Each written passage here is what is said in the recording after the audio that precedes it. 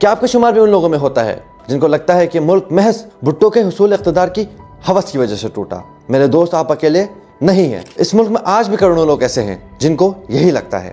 تو آج اس ویڈیو میں جاننے کی کوشش کریں گے ان تمام تاریخی حقائق کے بارے میں جس کی وجہ سے یہ ملک محض 24 سال میں دولخت ہو گیا اور جنہ کا پاکستان ٹوٹ کر بنگلہ دیش بن گیا۔ تو شروع کرتے ہیں آج کی ویڈیو۔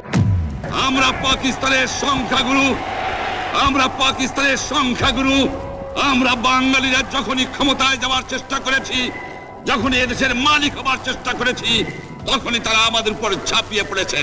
ہمیں ہمیشہ سے بتایا جاتا رہا ہے کہ پاکستان کو توڑنے کا الزام بنگالیوں پر ہے، شیخ مجیب الرحمان پر ہے، لیکن تاریخ کی سچائی اس سے بہت مختلف ہے۔ یہ کہانی 1947 میں شروع نہیں ہوتی بلکہ اس کے بعد کے برسوں میں، جب اقتدار کی رساکشی اور علاقائی تعصب کے بیچ بوئے گئے۔ یہ کہنا کہ پاکستان کو صرف ہندوستان نے توڑا ایک بہت بڑی غلطی ہے۔ اس کی بنیادیں تو 1950 کی دہائی میں رکھ دی گئی تھیں جب مشرقی پاکستان کے لوگوں نے اپنے حقوق کے لیے آواز اٹھانا شروع کی۔ پاکستان کے پہلے chief of general staff general شیر علی پٹوتی اپنی کتاب میں لکھتے ہیں کہ جنرل ایوب خان نے مارشل لا علی خان سے بہت پہلے ہی اقتدار پر قبضہ کرنے کا منصوبہ بنا لیا تھا۔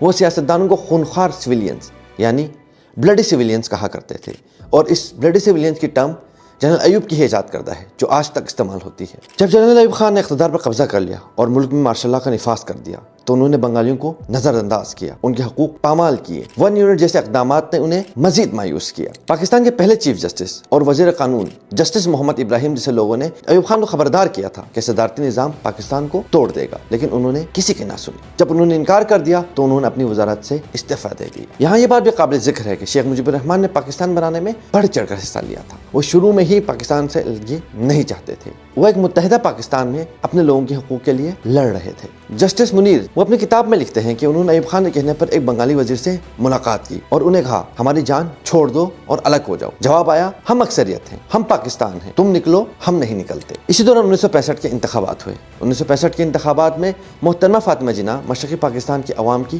امید بنی تھی۔ شیخ مجیب ان کے پولنگ ایجنٹ تھے، بنگال مکمل طور پر ان کے ساتھ کھڑا تھا۔ مولانا شریعتی جیسے علماء نے مبینہ طور پر ایوب خان سے مالی مدد لے کر فاطمہ جناح کے خلاف مہم چلائی۔ ایوب خان کو جب پتہ چلا کہ فاطمہ جناح مشرقی پاکستان میں جیت رہی ہیں تو وہاں منظم دھاندلی کی گئی، اور پھر وہی ہوا جس کا ڈر تھا۔ قائد اعظم کی بہن دھاندلی کے ذریعے ہار گئی، پاکستان ہار گیا، محترمہ فاطمہ جناح ہار گئی اور جنرل ایوب خان الیکشن جیت گئے۔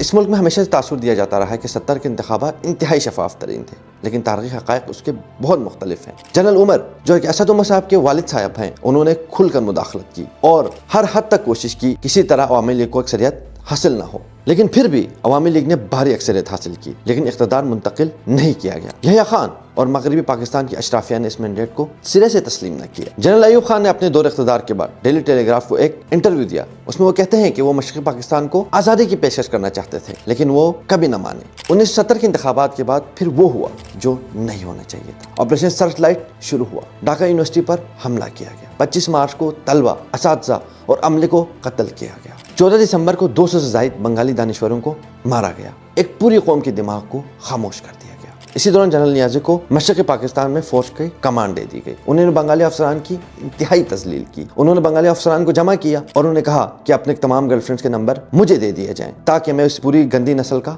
خاتمہ کر دوں۔ اس مبینہ تقریر کے بعد ایک بنگالی میجر نے دل برداشتہ ہو کر اپنے سروس ریوالور سے اپنی جان لے لی۔ اب جب رپورٹرز ان سے جنگ کے بارے میں پوچھتے یا انڈین فوج کی موومنٹ کے بارے میں پوچھتے تو وہ کہے لگاتے اور مذاق اڑاتے پائے گئے۔ Is there a real possibility of street by street fighting? Inshallah, we'll keep them away. Will you make any attempt at a conditional surrender? No, sir. The question is either we live or we die. پھر وہی ہوا جس کا ڈر تھا۔ General نیازی نے بغیر جنگ لڑے ہتھیار ڈال دیے اور پاکستانی فوج نے اپنی تاریخ کا سب سے بڑا سرنڈر کر لیا۔ حکومت پاکستان نے 1972 میں محمود الرحمان کمیشن بنایا جس کی قیادت چیف جسٹس محمود الرحمان نے کی۔ کمیشن نے واضح طور پر فوجی اور سیاسی قیادت کی ناکامی کو ذمہ دار قرار دیا۔ رپورٹ کو مکمل طور پر 1974 میں جمع کرایا گیا مگر اسے خفیہ رکھا گیا، یہاں تک کہ 2001 میں اس کے کچھ مندرجات لیک ہوئے۔ رپورٹ کے کچھ اہم نکات یہ تھے: جنرل امیر عبداللہ خان نیازی کو بنگالیوں کے خلاف شدید بدسلوکی اور بدعنوانی کا مرتکب پایا گیا۔ جنرل ٹکا خان جنہوں نے ڈھاکہ میں فوجی آپریشن کی قیادت کی جسے رپورٹ نے قتل عام قرار دے دیا۔ جنرل عمر کو فیصلوں میں ناکامی اور آپریشن کی ناقص منصوبہ بندی کا ذمہ دار ٹھہرایا گیا۔ جنرل راؤ فرمان علی کو سیاسی اور عسکری فیصلوں میں غلط اندازے لگانے کا مرتکب قرار دیا گیا۔ یحییٰ خان کو سکوت ڈھاکہ کا مرکزی ذمہ دار قرار دیا گیا اور بھٹو کو اکثری جماعت کو اقتدار منتقل نہ کرنے میں اور روڑے اٹکانے کا ذمہ دار قرار دیا گیا۔ یہ رپورٹ 2000 میں جزوی طور پر منظر عام پر آئی تھی، لیکن آج بھی مکمل رپورٹ عوام سے چھپی ہے۔ اس کا مقصد شاید ریاستی ادارے اپنی خفگی چھپانا چاہتے ہیں یا وہ اصل تاریخ ہمیں پڑھانا نہیں چاہتے۔ ہمارا سب سے بڑا المیہ یہ ہے، نہ ہم تاریخ صحیح پڑھتے ہیں نہ پڑھاتے ہیں، نہ اسے ہم سبق حاصل کرتے ہیں، اور وہی غلطیاں آج پھر ہم بلوچستان، خیبر پختونخوا اور قبائلی علاقوں میں دہرا رہے ہیں۔ ہمارے اس پلیٹ فارم سے درخواست ہے اداروں سے کہ خدا را ایک اور بنگلہ دیش نہ بننے دیں، لوگوں کی آواز سنیں، ان کے مسائل کو حل کرنے کی کوشش کریں۔ اپنا بہت خیال رکھیے گا۔ آپ سے ملاقات ہوتی ہے اگلی ویڈیو میں۔